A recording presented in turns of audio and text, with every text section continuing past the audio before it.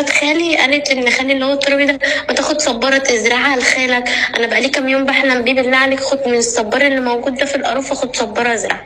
فخد جوزي وراح يزرع صباره، فقعد يفحت عشان يحط الصباره، لقى كيس اسود فيه اعمال، في كذا ورقه كبيره كده زي فلوسكاب مكتوب فيها طلاسم وحاجات كتير جدا، وصوره لمؤمن زكريا، والصوره مكتوب عليها بالاحمر من ورا وعروسه وماشي وحوارات كتير جدا. طبعا احنا الحوش ده يعني اللي لقينا فيه العمل، تتخيل حضرتك اصلا الحوش اللي لقينا فيه العمل ده كان حوش مين؟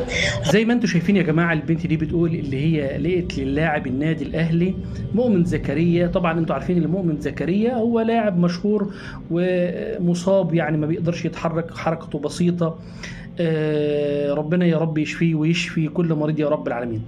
طبعا هي بتقول اللي هي لقيت السحر بالمرض لهذا اللاعب.